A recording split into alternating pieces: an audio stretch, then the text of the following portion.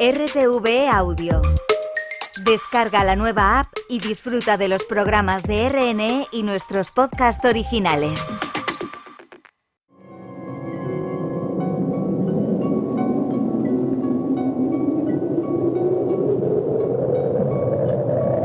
Solo cuando el túnel está en la más absoluta oscuridad es cuando puede volver otra vez la luz.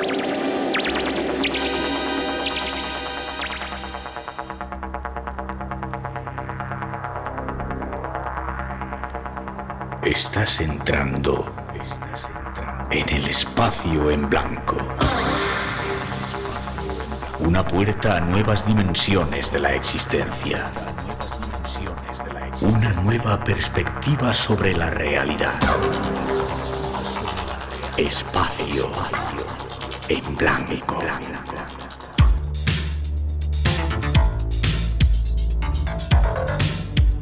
Una producción escrita y dirigida por Miguel Blanco.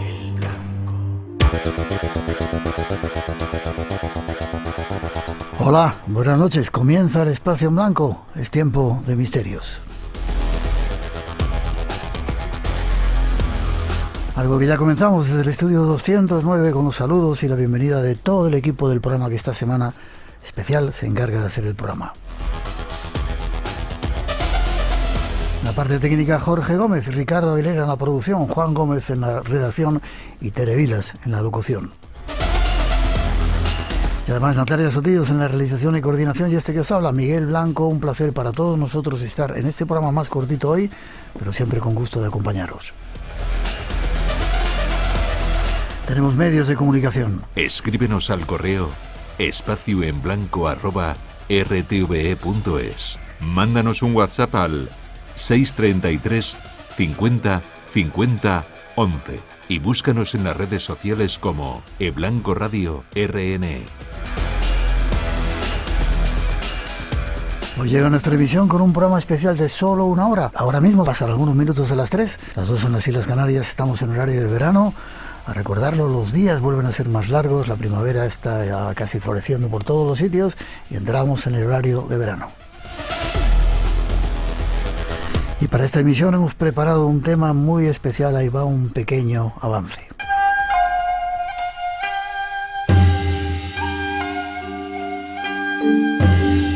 Hoy nos espera un viaje hacia un destino muy especial. Desde hace 2000 años existe la leyenda de un rey guerrero. ¡Solo hay una forma de sobrevivir! ¡Y es conquistar! Fue el fundador de un poderoso país, China. Fue su primer emperador, y su imperio se convirtió en su fortaleza, protegida por una gran muralla. Un viaje que nos va a proyectar desde el pasado hasta el futuro. Será muy revelador porque contiene las claves del futuro de la humanidad. Ponte cómoda y cómodo. En este programa especial de hoy estás invitado a un viaje muy exclusivo.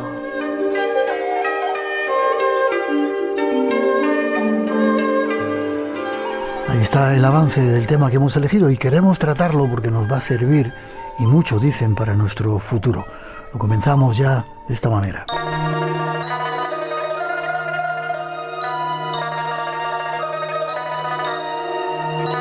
Hoy viajamos hasta el extremo oriente, hasta el lugar donde nace el sol. En la 2 de Televisión Española encontramos algunos datos. Tenemos una imagen de la China actual. El estado de un solo partido. La mayor nación de la Tierra. La gran explosión económica de los últimos 30 años. La potencia que está extendiendo su poder e influencia a todo el mundo. Pero hay otra China. Una civilización con miles de años de antigüedad. Es el estado más antiguo que existe en la Tierra. China es el país sobre el que todos queremos saber más hoy. Pero si queremos comprender la China actual, es necesario conocer su historia. Y es una historia de un dramatismo y una creatividad asombrosos, de triunfos, tragedias y de una profunda humanidad. Una historia épica de continuidad que ha transmitido sus creencias más antiguas desde hace más de 3.000 años hasta principios del siglo XX. Nos trasladamos hasta China y con nuestro invitado especial, un experto en el país, vamos juntos a observar el arroz crecer.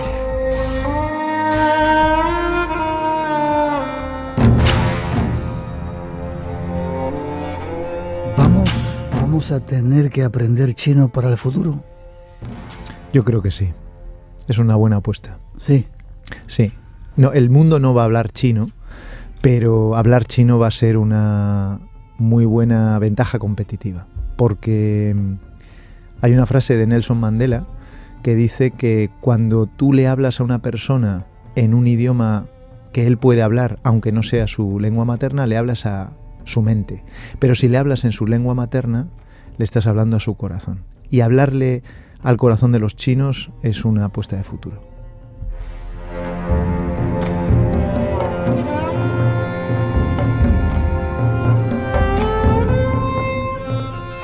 Saludar a nuestro invitado aquí en Cantabria, Julio Ceballos.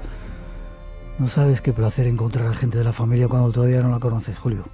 Lo mismo digo, los chinos dicen que vivimos vidas ya vividas, y yo conozco tu voz desde hace muchos años, pero nos hemos conocido hace apenas hora y media, y eres una persona que mira a los ojos, y me ha llamado la atención verte de primeras y decir, qué curioso, ¿no? Hay gente que ves por vez primera y tienes la sensación de conocer desde hace mucho antes. Eso me ha sucedido. Eso me pasa a mí también. Julio Ceballos es experto en ¿cómo se diga? Internacionalización. Tú lo dices. Estrategia de mercado, negociación. ¿Has vivido en China 17 años? 18. 18. Y hay una historia por ahí que la he leído que todavía conservas un pantalón que te regaló un chino en Suiza. En Viena. En Viena. En Viena. Cuéntanos rápidamente y vamos enseguida con el tema. Yo cuando vivía en Viena tenía un sueldo inframileurista, o sea, sobrevivía con 600 euros al mes. Y terminé en la habitación de un piso compartido que acababa de dejar un chino que se volvía a su patria. Y dejaba todo, dejaba la cama, dejaba un montón de cosas en el armario. Y yo le dije, oye, ¿y todas estas cosas? Y dice, no, es que no me las puedo llevar. Digo, ¿te importa si me las quedo? Y estuve durmiendo en la cama del chino y vistiendo los pantalones de un chino. Tú imagínate... un chino, sabes que son delgados y demás. Bueno, pues tú también estás bastante delgadito. Bueno, entonces estaba más delgado y debía estarlo porque aquel chino, vamos, se ponía de perfil y no le veías. ¿Y te quedaste con su pantalón? Sí, y además es curioso porque el pantalón venía en una funda con caracteres chinos y tuvieron que pasar, yo en aquel momento no sabía que iba a terminar en China y todo lo demás, todo lo que ha sucedido después al cabo de 2 décadas. Años después ya pude entender los caracteres de esa funda del pantalón. Me hizo mucha ilusión poder leer aquello que en su día me resultó un lenguaje marciano. ¿Hablas chino entonces? Me defiendo en chino, sí, lo hablo. Lo que pasa es que yo siempre digo que tengo el nivel de chino. Yo me puedo expresar en chino como se expresa en castellano un niño de 6 años. Es decir, no puedo elaborar pensamientos demasiado complejos. O expreso ideas complejas con un lenguaje más bien sencillo.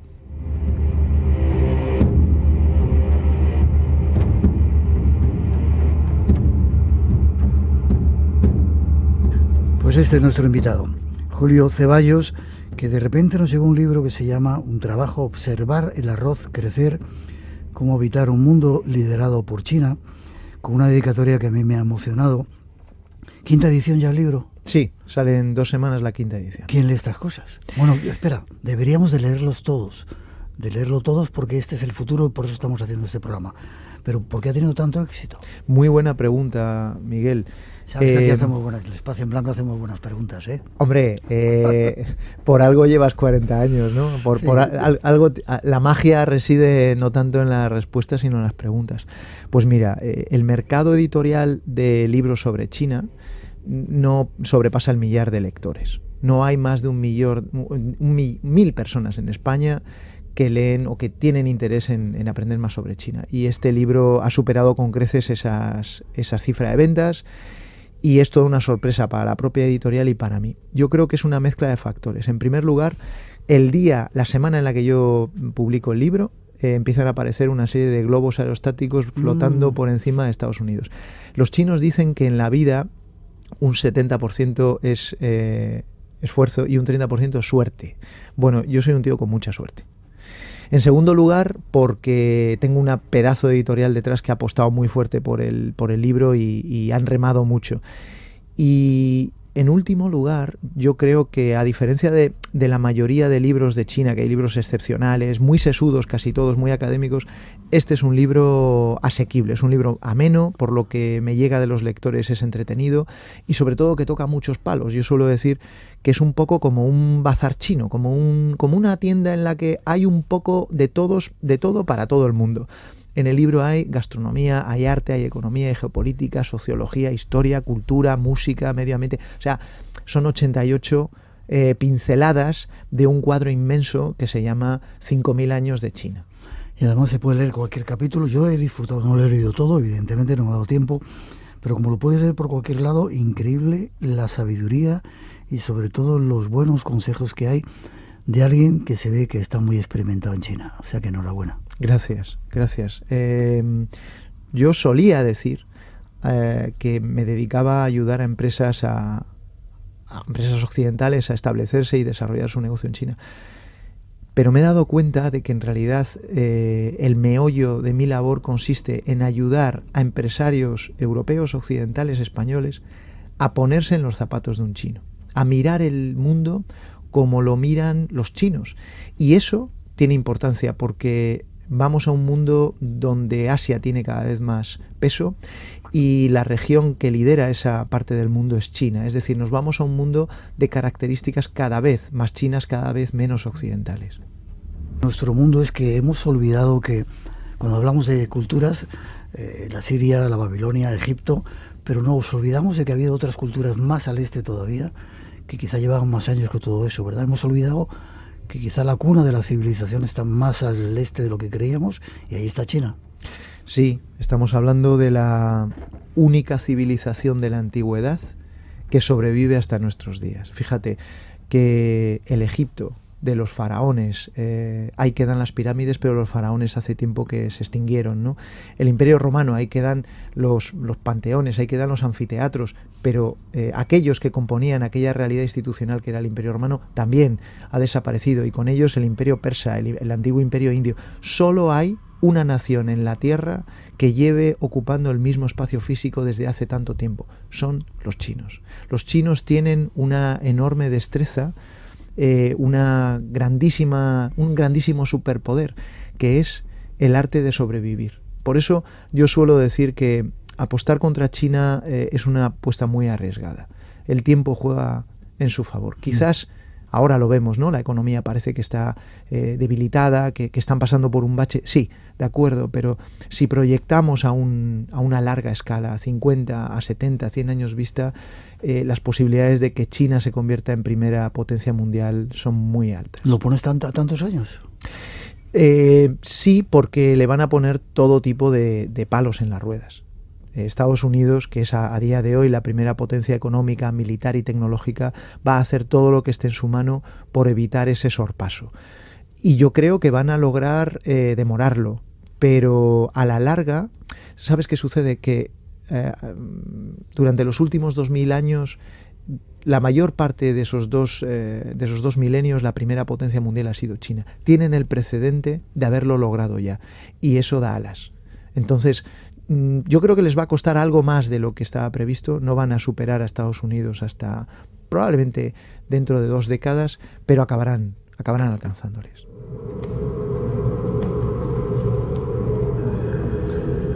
Ellos son 1.500 millones y Europa y América somos 1.100, es decir, nos superan en número. Pero ¿cómo son? ¿En qué creen? ¿Cómo es la vida? Debe ser. Yo te dije que he estado en China, no me gustó demasiado, tengo que ir más veces, ahí suspendí la experiencia y tengo que volver a repetir, pero ¿cómo es la vida de ellos? ¿Cómo un occidental como tú, de Cantabria, puede vivir ahí y te adaptas a ellos siendo tan, entre comillas, raros? Es efectivamente en muchos aspectos otro mundo. Si lo llevamos a su expresión más sintética, lo cierto es que los chinos tienen aspiraciones muy parecidas a las nuestras. En el fondo lo que quieren es equipar de un bienestar material suficiente a sí mismos y a sus seres queridos, tener un hospital y una escuela cerca, disfrutar con los suyos de los ratos de ocio, pero salvadas esas distancias básicas, ¿no? Son seres humanos al final, se rigen por las mismas leyes de la física y la química que nosotros, pero es verdad que es una sociedad, es un mundo que funciona con otros ritmos, con otros valores, con otras prioridades, con otra escala de lo temporal, tiene muy presente su historia. Es curioso, yo siempre digo que un chino proyecta una sombra de su historia mucho más larga que la de cualquier otro ser humano, porque no solo tienen esos 5.000 años a sus espaldas, sino que los conocen. Han hecho un esfuerzo, sí, el chino de a pie ha estudiado la historia de China y es difícil tener una conversación con un chino sin que aflore algún tipo de proverbio, algún tipo de enseñanza confuciana, algún tipo de anécdota que les retrotrae a hace un siglo, a hace 50 años o hace 3.000 años. Salvadas estas distancias y fruto del desarrollismo, ¿no?, de los últimos 40 años, es un país que ha saltado en solo 40 años literalmente del burro o del carro al Maserati. Hay quien ha saltado del burro a la moto eléctrica, pero hay quien ha visto cómo su capacidad adquisitiva se ha multiplicado por 100, por 150, ¿no? Es una sociedad que vive de manera muy acelerada, con lo cual hay una crisis de valores también importante. En ocasiones no saben muy bien por qué hacen lo que hacen, pero colectivamente, eso en términos individuales, pero colectivamente tienen algo muy potente, que es un plan, un proyecto de Estado, y se consideran el legado de una estirpe milenaria. Ellos están construyendo el proyecto histórico de la nación china, que es algo que muy pocos otros pueblos de la Tierra tienen. Hay veces que es difícil entender que un país comunista de repente sea tan consumista. ¿Cómo se come eso? Pues se come en nuestra mentalidad, que es aristotélica, cartesiana, agustiniana, no se come, porque es casi un oxímoron, ¿no? Lo pones uno al lado de otro, consumismo comunista o un capitalismo de Estado. Cuesta entenderlo desde nuestra mentalidad occidental, pero los chinos son grandísimos cocteleros, son muy buenos combinando lo que aparentemente no casa entre sí. ¿Qué han hecho? Ellos a finales de los años 70 eran uno de los países más pobres de la Tierra y, entre comillas, igual que 40 años antes habían ido al supermercado, por así decirlo, de los modelos políticos y habían dicho, vamos a ver, ¿qué se nos ofrece para ahora que acabamos de tumbar al imperio? Bueno, pues tenemos el capitalismo, tenemos el comunismo, bien, el comunismo, ¿no? Y entonces en los años 80, principios de los años 80, apuestan por un modelo de apertura al exterior, de internacionalización de su economía, y lo cierto es que ha producido resultados que son incontestables. Han sacado a 800 millones de personas de la pobreza, que es un hito histórico. ¿800 millones? Sí, es el cambio más extenso, más intenso y más acelerado de la historia de la humanidad. Extenso porque abarca a prácticamente 1.000 millones de personas, ¿no? Intenso porque alcanza a prácticamente todos los aspectos de su vida, el económico, pero también el cultural, el político, el social, el artístico, absolutamente todo el catálogo de aspectos que afectan a una persona. Y es acelerado porque ha tenido lugar en solo 30, 40 años. En solo 40 años China ha dado el salto que Occidente para el cual Occidente necesita unos 300 años. Eso es algo absolutamente apoteósico. Ellos no tienen prisa en conseguir metas finales, pero sí van muy deprisa. Te cuento una anécdota. No sé en qué carretera era, en qué zona. Pasamos una vez, al principio de semana no había nada. A la vuelta de la semana habían construido un barrio en una semana, que yo dije, ¿cómo han sido tan rápidos? Pues son rápidos por muchos motivos. En primer lugar, porque la propia necesidad les obliga a ello. Ten en cuenta que los chinos tienen el hambre a la vuelta de la esquina. Esta es una sociedad que se ha muerto de hambre en el sentido literal de la palabra a lo largo de gran parte de su historia.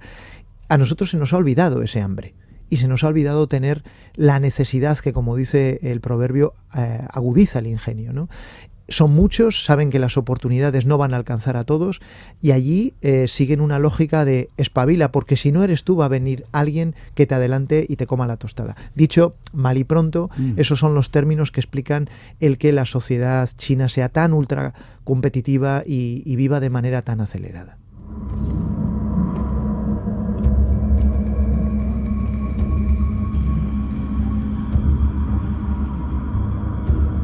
Son muy supersticiosos, ¿verdad? Estamos hace nada se ha iniciado el nuevo año chino. Empieza este sábado. Sí, hace prácticamente 2 semanas. El año del dragón. El año del dragón, acaba de empezar, sí. ¿Que significa suerte y abundancia para todos? ¿O? El año del dragón, el dragón es de los 12 animales zodiacales uno de los más auspiciosos y de hecho se observa todos los años un repunte de casi un 5% en la natalidad en China porque muchos padres intentan concebir para hacer coincidir la gestación y el alumbramiento con el año del dragón. O sea que este año vamos a ver cómo, aunque sabes que las cifras de natalidad son muy bajas, este año va a haber más niños que otros. Sí. Se supone que es un muy buen año en muchos aspectos, entre ellos el económico también. Vale. Cuando creen en ese tipo de año, creen en los astros, la astrología. Sí, fíjate, los chinos, como la mayor parte de los pueblos asiáticos, parten de una premisa, y es que más allá del mundo visible, de lo que podemos tocar, del mundo, por así decirlo, físico, existe un mundo invisible, el mundo de lo esotérico, el mundo de lo irracional, que no solo no vemos y que no podemos controlar, sino que además no debemos intentar controlarlo. Se rige por unas fuerzas que se nos escapan y que no debemos intentar desentrañar. Esto viene muy al hilo, muy de la mano con un concepto taoísta muy potente que es el Wu Wei, que significa el dejar hacer, o el no hacer nada, el sumarte a la corriente de las energías que te rodean. Dejar que las cosas sigan el curso que tienen predeterminado. Y eso explica gran parte de sus supersticiones. Esta sociedad es una sociedad que le concede mucha importancia a una serie de conceptos ancestrales, hasta cierto punto esotéricos. Vosotros en el programa sabéis mucho de esto, que en Occidente han ido perdiendo fuerza. Están absolutamente presentes en el día a día hoy en pleno siglo XXI en China. Los chinos no respetan las colas. Me di cuenta cuando estaba allí. Esa fila india que hacen los hindúes. ¿Por qué? ¿Son mal educados? ¿Son...? Buena pregunta. Lo cuento en el libro. Fíjate que en una nación de tantísima gente las colas son más necesarias que en ningún otro sitio, ¿no? Porque hay que racionar las oportunidades y aquello que se esté repartiendo. En cines, en paradas de autobús, en colas de metro, siempre hay gente que se salta las colas. Y la explicación es doble. Y nadie se queja. Nadie se queja por un doble motivo. Porque aquellos que están haciendo cola parten de la premisa de que ese que se cuela es alguien que está en una posición social que le permite, entre comillas, colarse. Y que es mejor no hacerle cara porque te puedes acabar metiendo en un lío. Allí la gente que tiene poder, tiene mucho poder. Y los chinos respetan la jerarquía. Entonces, ante la duda, no te metas en líos. Si se cuela será por algo. Y segundo, allí prima la lógica de hoy por ti, mañana por mí. Mira, hoy tengo mucha prisa porque tengo que llegar a mi pueblo, tengo que colarme, si no pierdo el tren. No dan explicaciones. ¿Qué sucede eso? Eso suele degenerar en caos. Y sigue siendo, con todo, y pese al sistema comunista, una sociedad muy caótica. No tan caótica como la India, pero una sociedad muy caótica, sí. ¿Tú te cuelas cuando estás allí? No, yo nunca me cuelo y me fastidia mucho que se cuelen. Y de hecho, es curioso porque en todas esas colas en las que se cuelan, siempre soy yo, que a menudo soy el único extranjero en la cola, el único que se queja. Y voy y me acerco. Claro, yo no me guío por sus... Yo no me ajusto a todo ese régimen de parámetros. Entonces, yo le digo, oye, que llevamos aquí media hora. Y entonces le obligo por lo menos a que se justifique. Oye, mira, pierdo el tren, venga, cuélate, pero da una explicación, ¿no? Eso en España o en cualquier otro país occidental sería impensable. La que sería. Sí, pero curiosamente, fíjate, los chinos cuando están aquí no se cuelan. En España no se cuelan. En España o en Europa juegan con las reglas de Europa. Pero en China es cierto que muy pocas veces se respetan las colas. Eso ha cambiado con la pandemia, ¿eh? La pandemia ha obligado a regularlo todo mucho más. Ahora hablaremos de los chinos en España. El número 8, ¿qué significa para ellos? El número 8 significa... En el libro hablas algo de ello, hablas mucho de ello. Sí, el número 8 significa en uno de los dialectos que se hablan en China, significa dinero, se pronuncia igual que la palabra dinero. Entonces el número 8 es un número, el número de la suerte, es un número afortunado, es un número propicio. Quizás por eso, y después de tantos años conviviendo con ellos, yo decidí dividir mi libro en 88 cápsulas. Y oye, quizás esa es la explicación de por qué se están... Aún sobreviven mitos y leyendas sobre los San aquí, en un misterioso templo a las afueras de la ciudad. Y hablas en tu libro de un montón de cosas, ¿no está? Cuando vas, cuentas una anécdota. Fuiste a ver a un tipo muy importante, sí. Y te sirvió té simplemente. Sí, la anécdota está, yo creo que la cuento precisamente, ¿no?, en ese capítulo. Es una manera de entender cómo son. Sí, yo llevaba años detrás de un gran empresario intentando cerrar con él un acuerdo. Y él, un tipo muy esquivo, además en lo más alto de una pirámide empresarial muy, muy, muy grande, de un grupo empresarial grande. Y entonces me cita prácticamente de un día para otro para que le visite. Y cuando voy a recibirle en Chongqing, en la ciudad de Chongqing, en el curso del delta del río Yangtze, en el corazón de China, una ciudad, por cierto, de más de 50 millones de habitantes, que aquí no aparece en el radar de 50 millones de habitantes. Tú sales a la calle y le preguntas a 10 españoles que pasan por ahí, ¿has oído hablar de la ciudad de Chongqing?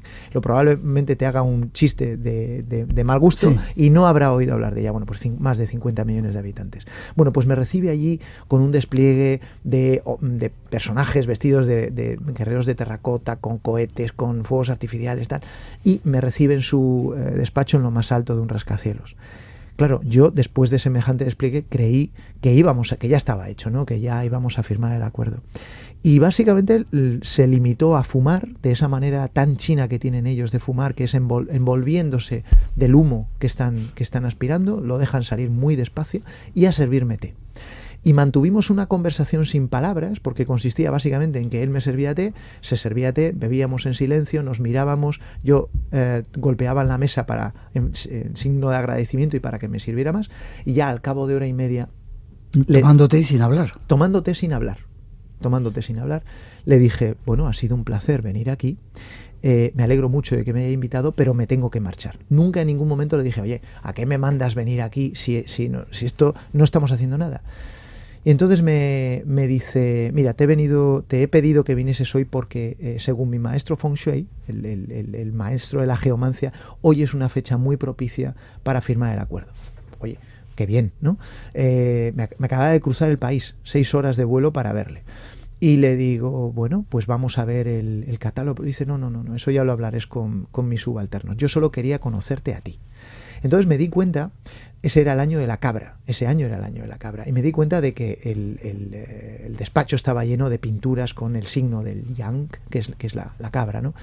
Y entonces en un momento dado, lo cuento en el libro, no lo quiero desvelar, me dice, bueno, llevo siguiéndote la pista desde hace tiempo y sé que sabes hacer negocios con los chinos. Digo, sí, bueno, llevo muchos años haciendo negocios con los chinos, eso me ha enseñado muchas cosas, entre otras cosas, sé adivinar el color de los calzoncillos de quien tengo enfrente, que por ser supersticioso, por ser el año del cordero y por ser él muy probablemente del signo del cordero, llevaba calzoncillos rojos, que es lo que tienes que llevar el año en el que tú, por ejemplo, todos aquellos que son dragón, este año del dragón, tienen que llevar ropa interior roja para protegerse. El año en el que tu animal zodiacal, el año de tu animal zodiacal es un año de inflexión. Te pueden pasar muchas cosas buenas o malas. Por eso se protegen con abalorios de jade, con elementos de oro y con ropa interior roja. Entonces el tío como que se quedó entre sorprendido y agradado, ¿no? Ah, mira, este Laoai, este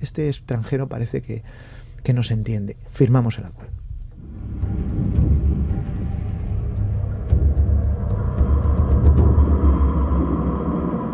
El tiempo y la perseverancia. Hay un capítulo que hablas de lo arduo. Antes de ser dragón hay que sufrir como una hormiga, decía o dice Confucio. ¿Son así? Son así. Estamos poniendo la parte bonita. Luego vamos a ver que hay gente que está machacada, que no comen, que hay pobreza, pero luego lo hablamos eso. Sí, una vez más el tiempo, ¿no? Todo consiste en el modo en el que ven el tiempo. Para los occidentales el tiempo es lineal, empieza cuando nacemos y acaba cuando morimos. Para ellos el tiempo es cíclico, no termina nunca, y aunque sus vidas son finitas, como las nuestras, ellos se perpetúan y se inmortalizan en su linaje. Es decir, yo acabo de ser padre hace apenas mes y medio, ¿no? Bueno, pues es curioso porque yo he sentido eso que me han explicado tantas veces los chinos, de que cuando tienes un hijo, no es que ya te dé igual morirte, ¿no? No te quieres morir, precisamente lo que quieres es ver crecer a esa niña. Yo la he tenido con 44 años, espero vivir al menos tantos años con ella como he vivido sin ella. Bueno, pues los chinos eso lo tienen muy presente. Y entonces, como se saben herederos de una estirpe milenaria, dicen, oye, mira, sí, yo lo voy a intentar cumplir en vida. Pero si no lo cumplo yo, no te preocupes, que vendrán mis hijos o vendrán mis nietos. Y si no son mis hijos biológicos, como somos un pueblo en tránsito, como somos una gran estirpe, se considera una gran familia, la gran familia china a lo largo de los siglos. Yo sé que esto suena un poco abstracto y un poco incluso esotérico, pero realmente ellos conciben el tiempo de una manera muy diferente a nosotros. Por eso invierten por eso se esfuerzan con tanto tesón y le dedican tanta perseverancia a las cosas. De otro modo, mira, una de las cosas que a mí más me ha llamado la atención en la vida, aunque sea un cliché, ha sido ver la Gran Muralla. Cuando llegas a la Gran Muralla, además yo he tenido la suerte de recorrer una buena parte de ella, cientos de kilómetros andando, de dormir en la muralla. ¿Dormir también? Sí, ya no se puede, o se puede de una manera un tanto clandestina, pero hace una década todavía se podía sin demasiados problemas, porque no estaba tan masificada, porque no había cámaras, ahora las hay. Y cuando tú te subes allí y te das cuenta de que primero no es una muralla, no es una pared, es un edificio de unos 10 metros de alto y unos 7 metros o 6 metros de ancho, que está construido en lo más alto literalmente en el filo de una cordillera, ¿no? A la que tienes que acceder. Pero es que llega hasta donde alcanza la mirada, y cuando es sobrecogedor. Cuando tú estás allí dices, hacer esto solo es posible cuando miras el tiempo de otra manera, cuando no importan los medios, importa el fin. Por eso el libro se titula Observar el arroz crecer. El arrozal es más importante que la gente que lo cultiva. Esa es la idea.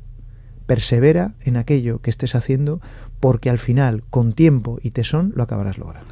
La verdad que el título es increíblemente bueno.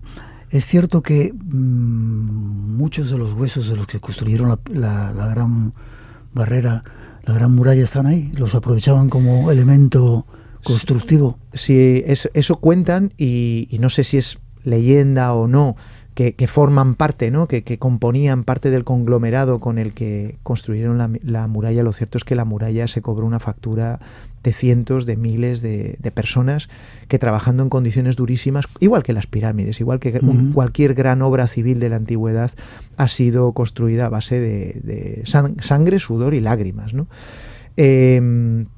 A nosotros nos resulta en ocasiones inhumano el modo en el que los chinos dedican todo tipo de recursos, da igual el coste para alcanzar un objetivo, pero esto solo se explica y solo se entiende desde su mentalidad colectivista.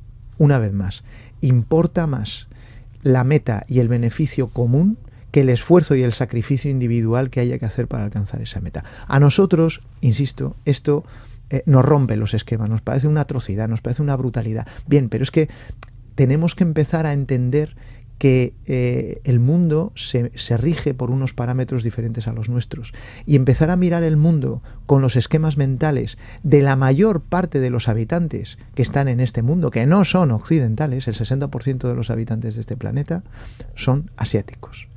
Entonces, son mayoría. Es decir, que aunque nos resulte insólito, esa manera asiática de ver el mundo es más normal que nuestra manera occidental de ver. Tenemos que cambiar la manera de ver el mundo, entonces, en el futuro.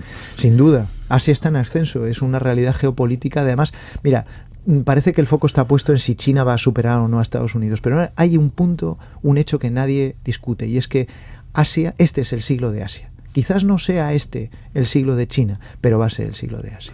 Vale, hay un dicho que dice que si los 1.500 millones de chinos saltaran, habría un terremoto.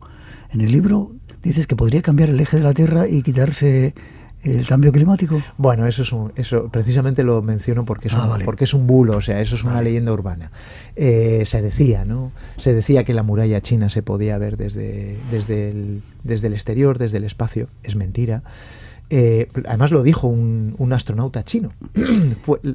Y el primer astronauta chino dijo con gran pesar, no se puede ver la Gran Muralla.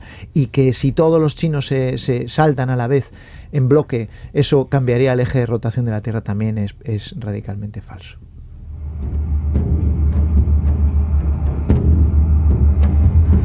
Hay un libro famoso en China, una obra, El arte de la guerra, que dice que la mayor victoria es aquella que se ha logrado sin combatir. ¿Crees que habrá guerra entre Estados Unidos y China? Que parece que están, cuando ves los informativos, están ahí a leches ya, parece que se va a liar. ¿Puede haber una guerra entre Estados Unidos y China o hay demasiados intereses de por medio, comerciales sobre todo, el dinero? Puede haber una guerra entre Estados Unidos y China. La probabilidad es alta, especialmente en esta década y media, porque en esta década y media la capacidad militar de Estados Unidos es muy superior a la de China y esa ventana de oportunidad se va cerrando. Respondiendo a tu pregunta, ¿puede haber una guerra?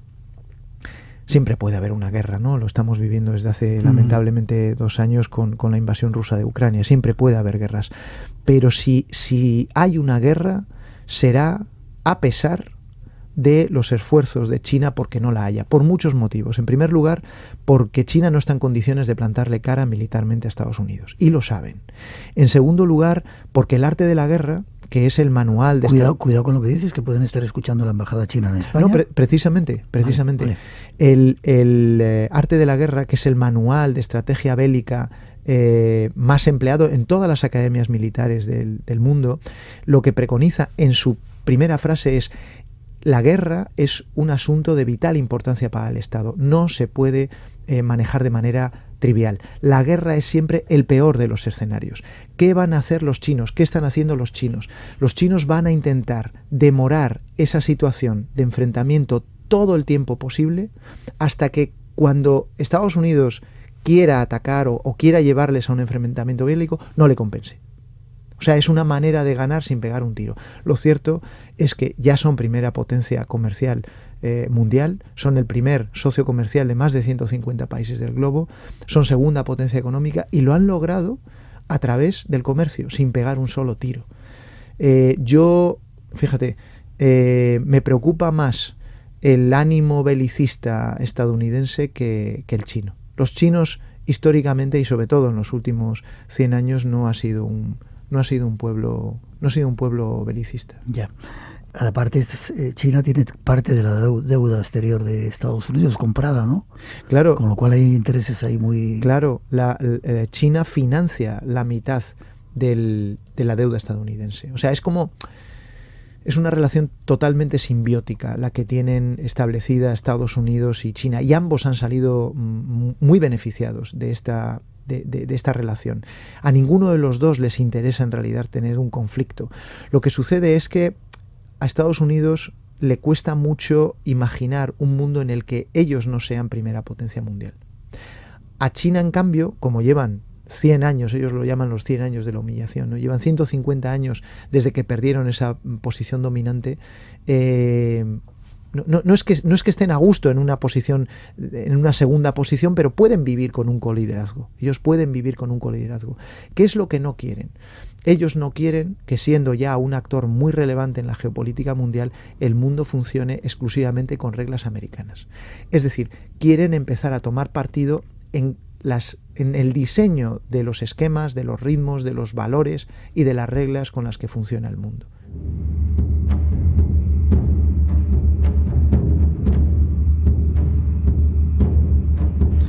Vamos a otra parte. Hay mucha pobreza en China. Yo por lo menos cuando estuve la vi. Hay quizá 800 millones de ricos, pero debe haber 750 de pobres, pero pobres de solemnidad. ¿Se hace algo por ellos? Tíbet. llegan los chinos y machacan una cultura como la tibetana y se instauran allí. ¿Por qué?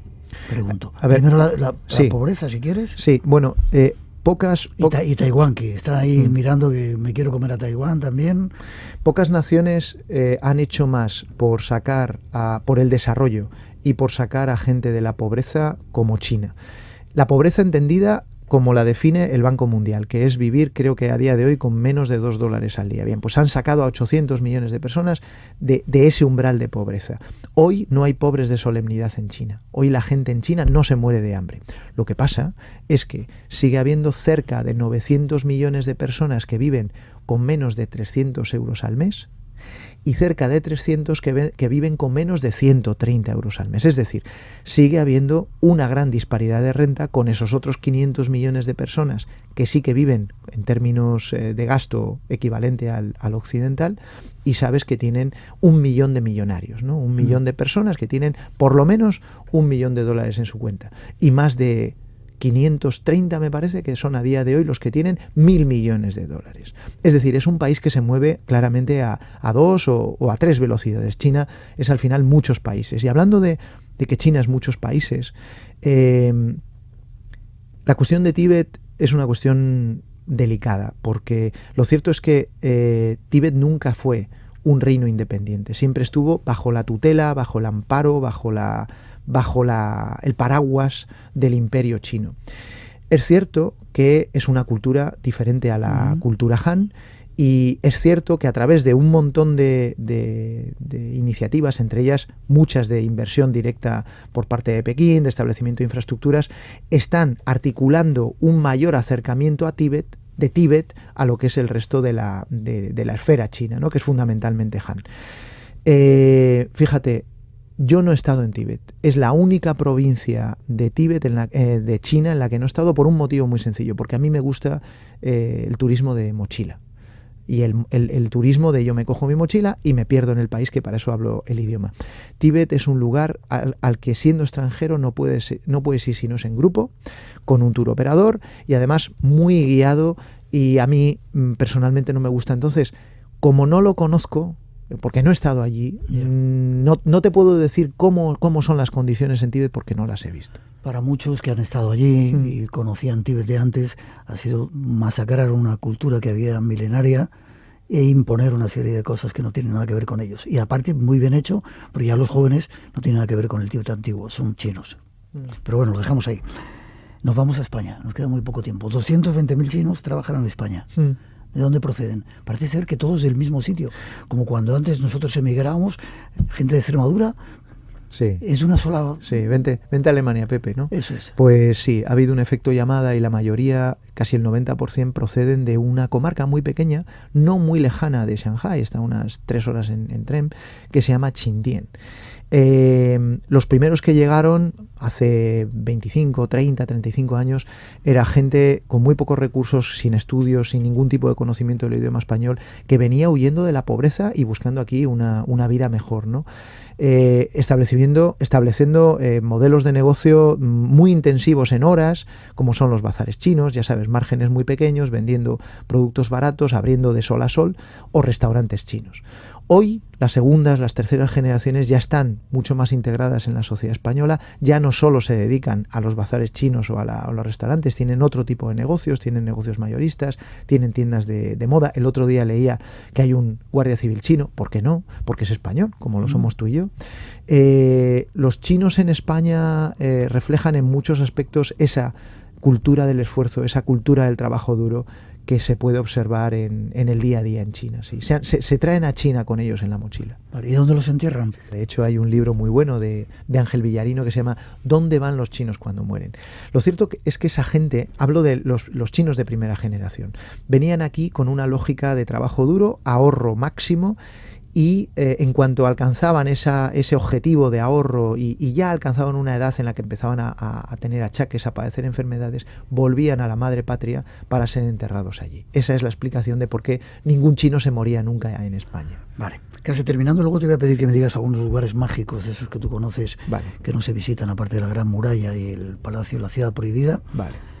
Pero, ¿qué te ha enseñado China? ¿Qué te ha aportado aquí después de todo este tiempo? Pues es una muy buena pregunta, porque si yo tengo que resumir en una frase que han sido estas casi 2 décadas en China, la frase es que China ha sido la mayor y mejor escuela en la que yo he estudiado nunca. ¿Y cuál es el gran aprendizaje? El gran aprendizaje es uno, y es que con afán, con esfuerzo, con una meta clara, con un plan para alcanzarla y dedicándole suficiente tiempo a ese plan para alcanzar esa meta, acabas logrando tus objetivos.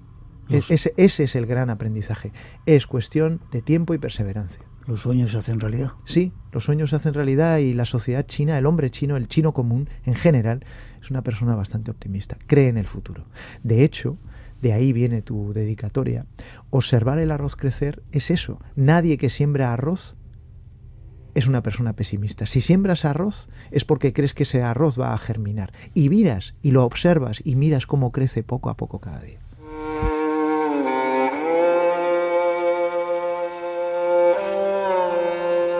Cómo habitar en un mundo liderado por China, sobre todo por los mensajes que nos das acerca del futuro, que yo no lo veo tan lejano.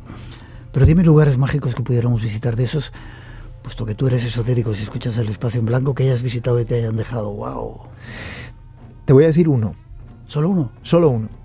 Bueno. Solo uno, porque además yo soy muy celoso. Vale. Sí, muy celoso de los sitios increíbles en los que he estado, intentar en la medida de lo posible mantenerlos. Perfecto. Sí, pero te voy a decir uno. Vale. Y hay toda una historia que no va a dar tiempo a contar hoy. Es una lamasería. De hecho, se convirtió en la lamasería más grande fuera de Tíbet. Se llama Sida. Está en la frontera entre la provincia de Sichuan y el propio Tíbet, ¿no? La provincia de Tíbet, en la que ya te digo que no he podido entrar. Allí vivían, cuando yo lo visité en el año 2010, cerca de 200.000 monjes en cabañas en las que no tenían agua corriente, en las que se calentaban con estufas. ¿Y qué hacían todos esos monjes en una loma que aparentemente era pues una braña como las que podemos tener en Cantabria? Allí un lama, un Ta Lama, un gran lama, no el Dalai, sino un gran lama, hay diferentes categorías, por la geomancia de ese lugar, porque allí nacía un pequeño arroyo, decidió establecer una universidad rural que empezó a atraer a fieles que se empezaban a establecer allí para poder estudiar junto con el Gran Lama, y básicamente se quedaban a vivir hasta generar una comunidad increíble. Esto se puede googlear, SEDA, se escribe como Seda, pero se pronuncia Seda. Es uno de los lugares más impresionantes en los que he estado en mi vida y de los que más me ha impactado, porque era, en cierto modo, volver al medievo, y te hablo de algo que ha sucedido hace 14 años. Allí, con la excepción curiosísima de que los 200.000 monjes que allí habitaban, todos tenían teléfono móvil, sí, todos, sin excepción. No había agua corriente, apenas había electricidad porque funcionaban con generadores, las calles no estaban asfaltadas. Era como montar, ¿cómo decirte? Como montar un grandísimo campamento fijo en mitad de Teruel, de un sitio aislado, ¿no? Y yo estuve allí, me sucedieron una serie de cosas cuando menos, vamos a decir, especiales y muy inexplicables. Conocí al Ta Lama, tuve la oportunidad, además conocí a gente muy especial con la que he seguido todos estos años y que me tradujo lo que me dijo el Ta Lama, y lo cierto es que de aquel vaticinio y aquellos consejos me acompañan hasta hoy. Ya te digo que soy un tío muy afortunado. Y nosotros por tenerte en el programa y por habernos conocido, Julio. ¿Forma de contacto contigo? La página web www.julioceballos.com. Espero que hayas disfrutado el Espacio en Blanco. Ha sido un honor, Miguel, conocerte, conocer por fin a quien está detrás de esa voz que llevaba escuchando tantos años. Para mí conocerte a ti. Eso que te pasó en ese lamaserio, o la mastería, ¿cómo se dice? La masería, nos lo contarás en otro momento, ¿vale? Cuando quieras, un placer. Igualmente, gracias. Gracias a ti.